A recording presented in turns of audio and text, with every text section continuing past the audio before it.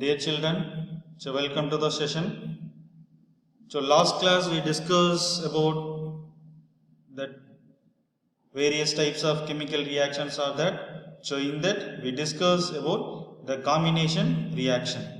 The term combination chemical reaction means the two elements or compounds which combine together to form a new compound is known as combination reaction. Now we are going to discuss the another type of naming reaction, that is decomposition reaction. The decomposition reaction. In that first we discuss the chemical reactions of that analogy. Here we can see the best buddies. They like chemistry subject much more. With that, the best buddies are having some discussion. With that, they are fight together and they will be separated.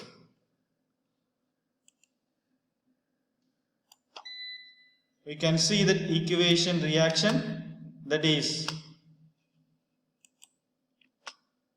AB, it is a best buddies, they fight together and they will separated as A and B. This is the analogy of the decomposition chemical reaction. Now we will see the definition of the decomposition reaction.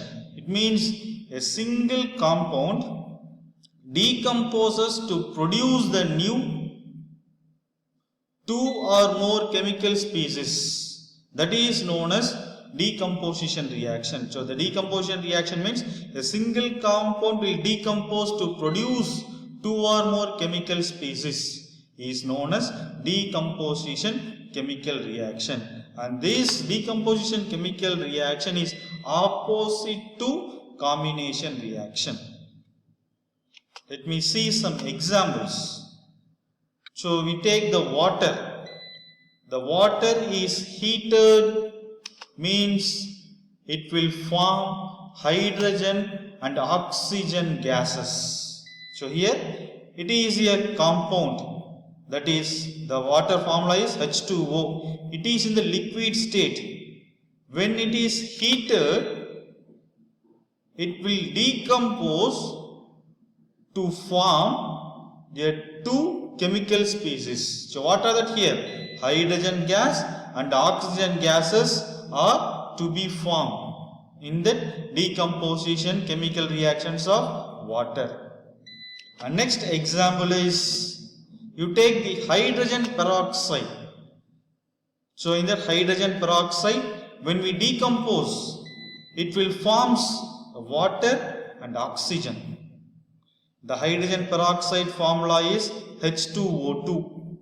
It is in the aqueous state. Aqueous means that compound is dissolved in water. That is known as aqueous. The hydrogen peroxide is in aqueous state. When it is decomposed, means it will form water and oxygen. The water is in the liquid state and the oxygen is in the gaseous state.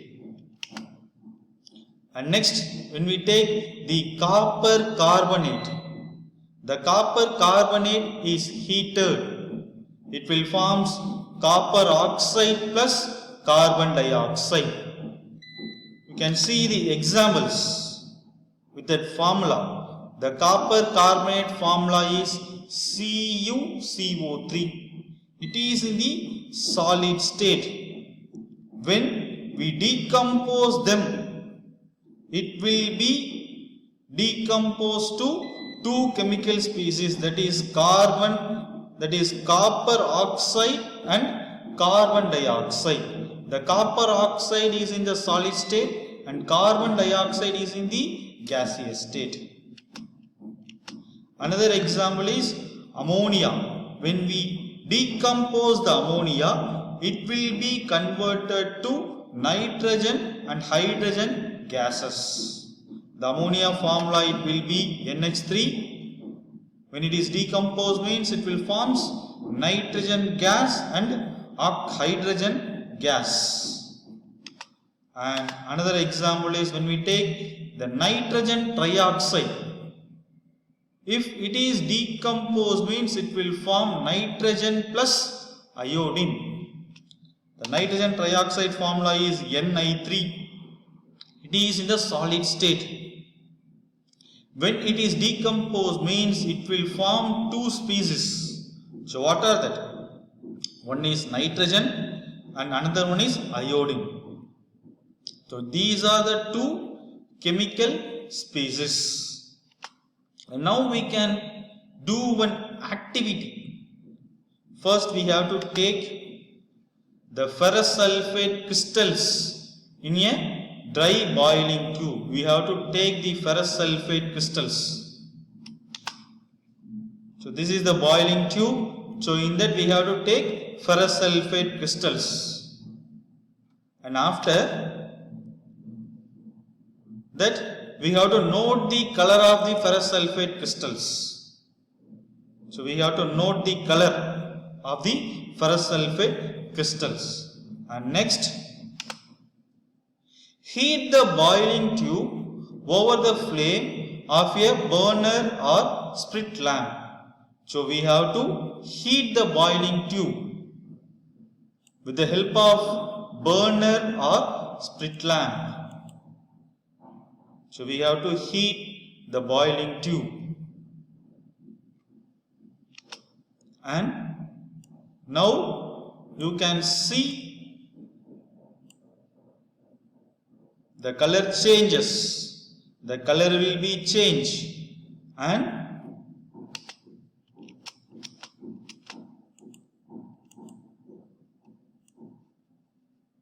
you can see the color changes.